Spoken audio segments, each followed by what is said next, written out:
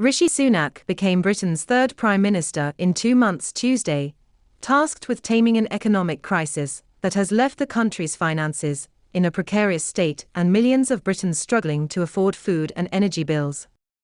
Sunak, the UK's first leader of colour, met with King Charles III at Buckingham Palace, where the new monarch officially asked the leader of the country's governing party to form a government, as is tradition.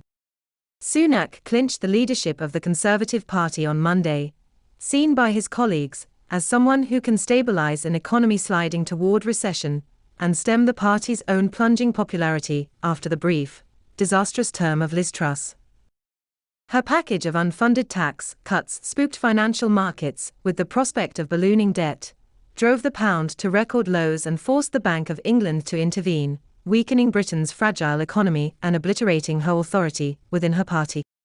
Sunak, at 42 the youngest British leader in more than 200 years, acknowledged the scale of his challenge, as well as the scepticism of a British public alarmed at the state of the economy and weary of a Conservative Party soap opera that has chewed through 2 prime ministers in as many months. "I fully appreciate how hard things are," Sunak said outside the Prime Minister's 10 Downing Street residence.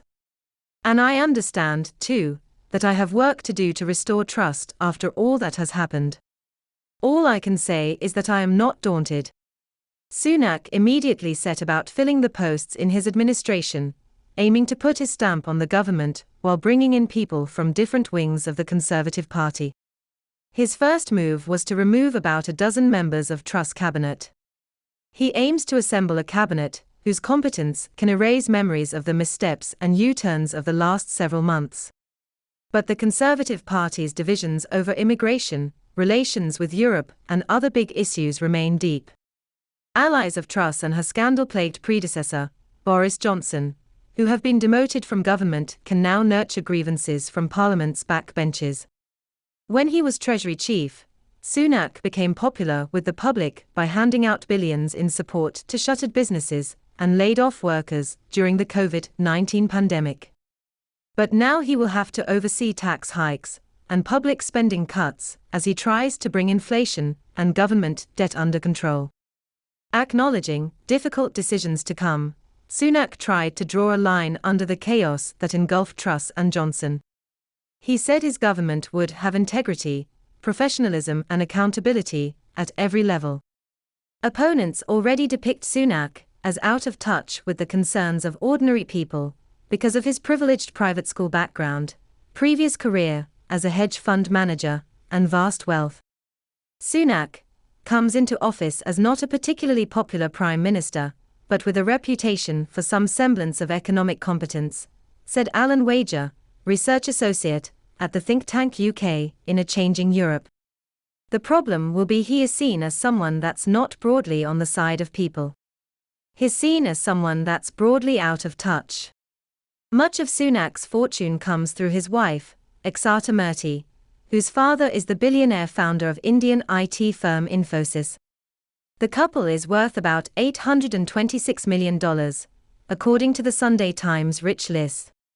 In April, it emerged that Murthy did not pay British tax on her overseas income. The practice was legal, but Murthy soon agreed to halt it, and it looked bad at a time when millions of Britons were struggling to make ends meet. In addition to assembling a cabinet, Sunak has to prepare for a budget statement that will set out how the government plans to come up with billions of pounds to fill a fiscal hole created by soaring inflation and a sluggish economy and exacerbated by Truss missteps. The statement, set to feature tax increases and spending cuts, is currently due to be made in Parliament on Monday by Treasury Chief Jeremy Hunt, if Sunak keeps him in the job. Truss departed Tuesday after making a defiant public statement outside 10 Downing Street, 7 weeks to the day after she was appointed Prime Minister. She had announced her resignation on Thursday, acknowledging that she could not deliver on her economic plans. In her departing words, Truss offered a defense of her low-tax economic vision and her brief term in office, despite the market mayhem triggered by her September 23 budget package. "I am more convinced than ever that we need to be bold and confront the problems we face," she said, before wishing Sunak success as our country continues to battle through a storm. Sunak's ascension is a remarkable reversal of fortune, just weeks after he lost to Truss in a Conservative election to replace former Prime Minister Boris Johnson.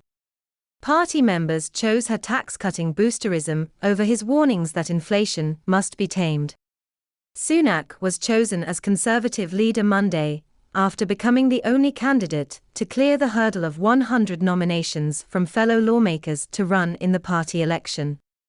Sunak saw off challenges from rival Penny Mordaunt, who may get a job in his administration, and the ousted Johnson, who dashed back from a Caribbean vacation to try to rally support for a comeback bid.